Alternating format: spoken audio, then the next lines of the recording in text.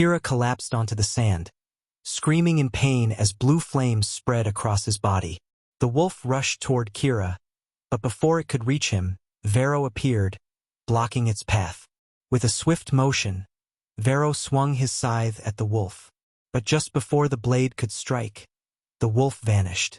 Varow scanned the area only to see Kira. With a flick of his hand, he sent the wolf back to the forest's core. Kira's healing powers managed to extinguish the flames, but he was unable to move, struggling to stop the burns from spreading across his body.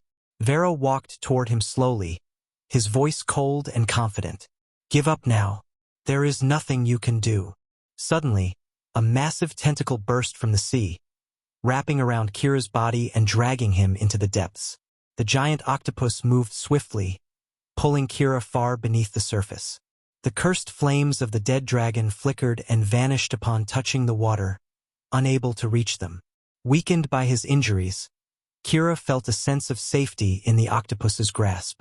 His eyelids grew heavy, and he surrendered to sleep. A familiar voice called out to him. "Hold on, Kira. How do you feel?" Kira's eyes fluttered open. "Where am I?" he asked. Johann stood before him. "Your consciousness is here in the temple, but your body remains in the depths of the sea. You need to find a way to heal those burns." "I can't," Kira admitted. "My healing powers aren't enough." Johann's expression darkened as he considered the situation. "Varow is too powerful. You shouldn't have faced him. You're not ready yet." Before Johann could say more, Kira felt a sudden force pulling him back into his body. Suddenly, Kira felt a strange sensation as his consciousness was pulled back into his body. He opened his eyes and realized he was still underwater, but now in some kind of strange town. He was lying on a smooth rock, with the giant octopus standing nearby. Surrounding him was a group of men, all wearing unusual diving suits unlike anything he had ever seen. They were tending to his burns using some kind of magical energy. A soothing warmth spread through his body as the energy worked, slowly restoring him. The painful burn marks were fading before his eyes. When the men noticed he was awake, they waved at him, signaling for him to follow. Kira stood up, feeling refreshed, every trace of his burns completely gone. He followed the group deeper into a narrow tunnel beneath the rocks. As soon as they entered, complete darkness swallowed them. Kira hesitated, unable to see anything. But one of the men gently took his hand and guided him forward. After what felt like an eternity, Kira spotted a light ahead. As he neared the exit, a powerful current seized him, pulling him through the opening. He tumbled into a vast, breathtaking garden. Turning back, he saw that the tunnel's exit was now a shimmering, mirror-like barrier, holding back the sea. The group removed their diving suits, revealing themselves.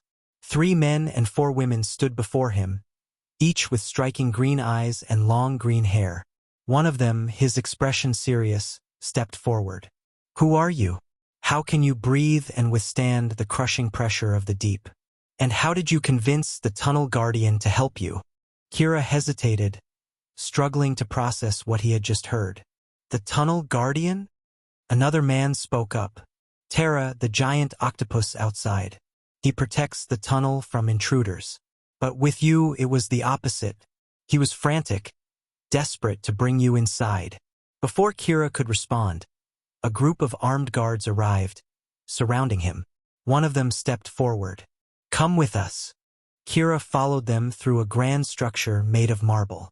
They led him into an enormous hall, where even more guards stood watch.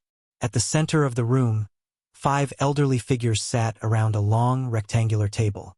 Behind them, a magnificent double throne loomed, occupied by a regal man and woman. The queen held a long, ornate wand, while the king gripped a large white staff resting against the throne. One of the elders spoke first. "Who are you, and why have you come here?" Kira straightened, choosing his words carefully. "My name is Kira. I didn't mean to intrude. I was just passing through." The elder narrowed his eyes. "Passing through? There is nothing in the depths of the sea for you to pass through." Kira hesitated. I didn't intend to come this deep." I was simply admiring the ocean when I ended up here by chance. Another elder cut in sharply. Your answers only raise more questions. I suggest you be more forthcoming about who you are and what you want. Kira took a deep breath. My grandmother was kidnapped. I was searching for the one who took her. I believe he's on an island nearby. The elders exchanged tense glances before one of them finally spoke. What caused the burns on your body? Kira met his gaze, his voice steady. As I said, I was searching for the man who kidnapped my grandmother, but he found me first and attacked me. He gave me these burns. A murmur spread through the chamber. The elder leaned forward, his expression sharpening with interest. Who is this man? Kira's answer was simple, but it sent a shockwave through the room. Varow, the Necromancer King. The chamber erupted in frantic whispers. Some elders pointed at Kira, their voices laced with anger and suspicion. The tension thickened until the king tapped his staff against the marble floor. A wave of white light surged outward, silencing the room with its commanding presence. Then, a young woman seated in a far corner stood and addressed Kira. Most of the elders believe you will bring trouble to the kingdom. Some even want to execute you. If you have anything to say, now is your chance before things get worse. Kira's expression remained calm. I don't want to cause any problems. On the contrary, I'm grateful for your kindness in treating my burns. If you allow it, I will leave and never approach this place again. The young woman tilted her head, unconvinced. That would be simple if not for one problem. It is impossible for a stranger to earn the trust of Terra, the guardian of the tunnel. Tell me, how did you convince the giant octopus to let you pass? Kira hesitated for a moment before answering. I didn't know he was your guardian. He attacked me and I had to fight him. He was gravely wounded in the battle, but I healed him to show that I wasn't his enemy. Maybe he just wanted to return the favor. A sharp voice cut through the room. Liar! One of the elders shouted. You expect us to believe you wounded Terra? And even if you did, how could you possibly heal him? If you have healing powers, why didn't you heal your own burns? The whispers returned, filled with skepticism. The young woman stepped forward, her piercing gaze locked onto Kira's. Prove it, she said firmly. Fight me. Then I'll decide if you're strong enough to have survived a battle with Terra. One of the elders quickly interjected. Princess, with all due respect, we cannot allow you to fight him. We don't yet know his true intentions. The princess turned to her father, awaiting his decision. After a long pause, the king nodded. With a commanding strike of his staff against the marble floor, the walls of the chamber began to shift. The space expanded as the floor rippled, transforming into a grand arena. Guards moved to surround the battlefield, their eyes fixed on Kira. The princess smiled, stepping into the arena with eager anticipation. It's showtime. Her green eyes gleamed as her hair grew longer, shimmering with a vibrant energy. With a graceful motion, she raised her hand, and from the ground, massive trees erupted, their roots twisting toward Kira with explosive force.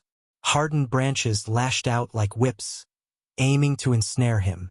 But Kira was already moving. His body flowed like water, dodging with an almost unnatural awareness, as if he knew where the roots would strike before they even appeared. Wind howled around him, trying to slow his movements, but he remained untouchable. The princess narrowed her eyes. She lifted her other hand, summoning a sharp, twisting spear of water from a nearby spring, sending it hurtling toward him with deadly precision. Kira's spiritual energy flared. His speed increased, his movements effortless. The water spear sliced through the air, but only managed to cut through his upper garments, revealing his toned muscles beneath. His body gleamed under the glow of his spiritual energy, enhancing his agility and grace. Despite his incredible speed, the sheer number of attacks began to corner him. The roots closed in, the branches snapped toward him, and the water spears struck. But instead of wounding him, the tree roots shattered upon impact, and the water projectiles splashed harmlessly against his skin, soaking him without leaving a single scratch. The princess stared in disbelief. Impossible. Kira ran a hand through his wet hair, a playful smile crossing his lips. Thanks for the bath. I really needed it.